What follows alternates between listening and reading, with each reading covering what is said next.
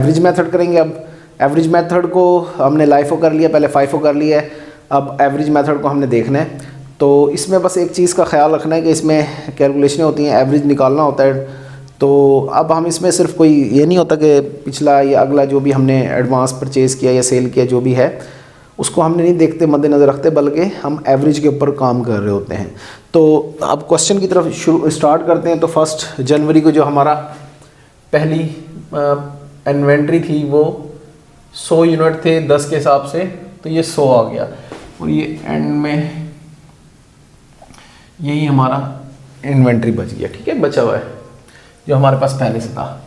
फिर हमने सबसे पहले हमने 90 यूनिट सेल कर दिए हैं। तो ये तो अब तीनों केस में हुआ ये है कि सेम ही आएगा, क्योंकि हमने कोई एक ही परचेज़ है तो उसको हमने सेल कर रहे हैं, तो हम उस हिसाब से हम उसको देखना है। तो 10 यूनिट बच गए हमारे पास, तो ये 100 यूनिट हमारे पास रिमेनिंग आ गए।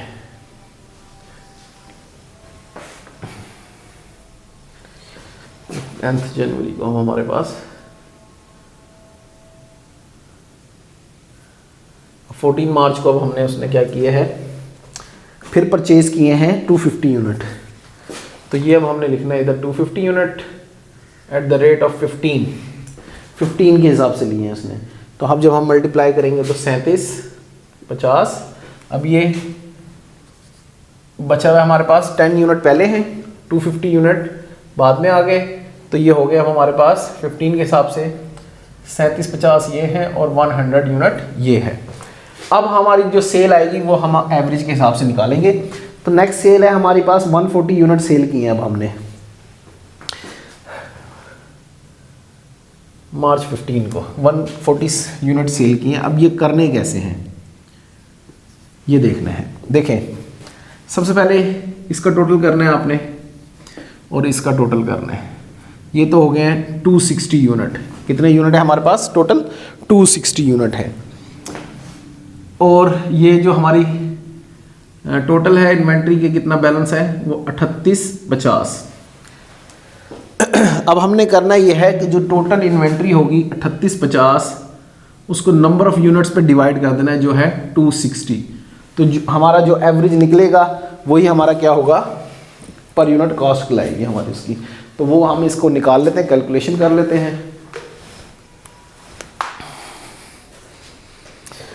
तो 3850 डिवाइड बाय 260 तो 14.80 हमारा क्या निकला है, रेट निकला है। इसी के हिसाब से इसको 140 को मल्टीप्लाई करते हैं तो 2072 रुपीज़ आए हैं। और रिमेनिंग यूनिट अब कितने बच गए, 140 थे, 260 थे, 140 सेल हो गया तो 120 हमारे पास रिमेनिंग बच गया। इस रेट को अब हमने 14.8 से ही मल्टीप्लाई करना है। तो 14.80 तो हमारे पास अमाउंट निकल आएगी 1776 रुपीज़ आ गए। ठीक है, अब हमने फिर परचेज किए हैं 400 units at the rate of 20। तो 8000 हमारे पास ये आ गया है। 120 यूनिट ये हैं 14.80 के हिसाब से, 400 यूनिट और परचेज़ किए 20 के हिसाब से। तो ये लिखे हुए हमारे पास ये आगे हैं अमाउंट, ये होगी। एवरेज निकालना है तो यहाँ पे भी निकाल सकते हैं आप, लेकिन हम अगले उसमें निकालेंगे जब हम सेल करेंगे। तो 300 यूनिट अब हमने सेल किए हैं। कितने यूनिट सेल किए हैं? 300 यूनिट। अब किस रेट से करना है इसका वही तरीक़ेकार है, इन दोनों को जमा करें, इन दोनों को जमा करें। तो ये तो हो गया 520। टोटल यूनिट हमारी क्वांटिटी कितनी है? 520 है। और 1776 प्लस 8000 9776 डिवाइड बाय 520 तो ये हमारा निकलता है रेट 18.8। तो अब इसको हमने 18.8 8 से मल्टीप्लाई करना है, मल्टीप्लाई बाय 300 यूनिट, तो 5640 निकल आया है। इधर अब रिमेनिंग यूनिट कितने बचे, 520 में से 300 सेल कर दिए तो 220 हमारे पास रिमेनिंग यूनिट बच गए हैं। इसको हम मल्टीप्लाई ही करेंगे 18.8 से,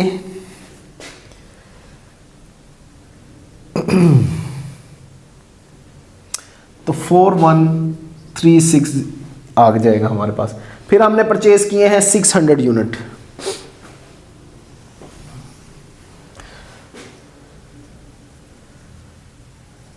अक्टूबर को 600 यूनिट परचेज किए हैं और एक का रेट है हमारे पास 25 रुपीज़, तो 15,000 बनते हैं टोटल। 220 ये है, एट द रेट है 18.8, 41360, और फिर 600 यूनिट और परचेज किए हैं 25 के हिसाब से जो 15,000 बने। अब हमारा क्वेश्चन तकरीबन एंड हो गया है। 820 ये है बैलेंस और तकरीबन 19,136 रुपीज़ ये हैं, तो 19,136 डिवाइड बाय 820, तो अब हम 19,136 डिवाइड बाय 820, तो ये रेट जो बनेगा हमारे पास वो ये होगा कि 820 को मल्टीप्लाई करना है 23.336 से, तो ये हमारे पास 19,136 हमारा ये एंडिंग इन्वेंट्री बच जाएगा। और CGS हमारा 900 प्लस 2072 प्लस 5640 यानी 8,612 रुपीज़, ये हमारा CGS निकल आएगा। ठीक है, कॉस्ट ऑफ गुड्स सोल्ड निकल आएगा।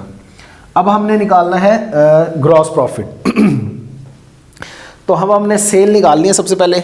तो अब ये मैं क्वेश्चन ये हो गया हमारा, तो हम ज़रा सेल को देखते हैं, सेल है कितनी।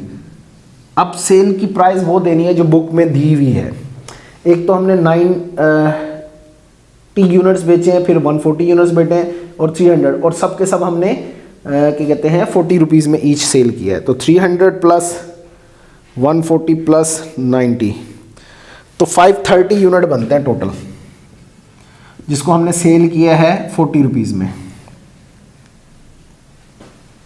तो 21,200 हमारी क्या है, सेल निकल आई हुई है। 21,200 सेल है, इसमें से लेस कर दें CGS cost of good sold जो हमारे पास है 8,612 रुपीज़, तो जो रिमेनिंग बैलेंस बचेगा हमारा वो हमारा ग्रॉस प्रॉफिट होगा जो बना है 12,588 रुपीज़। ये हमारा क्या निकल आया है, ग्रॉस प्रॉफिट। अब ये तीनों मेथड में इसी तरीके से आपने ग्रॉस प्रॉफिट निकालना है, और जिसका ग्रॉस प्रॉफिट सबसे ज़्यादा होगा हमने वही मेथड फॉलो करना है। यानी कि जिसमें हम सबसे ज़्यादा ग्रॉस प्रॉफिट को होगा वही रिकमेंड करेंगे कि ये हम मेथड हम इसको अडॉप्ट करना चाहते हैं। तो ये हमारा अब LIFO FIFO और एवरेज मेथड हो गया है। तो हमारे चैनल को सब्सक्राइब करना ना भूलिएगा, और इसी तरीके से और वीडियो देखते रहें अकाउंटिंग के लिहाज से भी और लॉ के लिहाज से भी। तो हमारे चैनल को सब्सक्राइब करें, लाइक करें और कमेंट्स करें, और बेल आइकन का बटन ज़रूर दबाइएगा। थैंक यू, अल्लाह हाफिज़।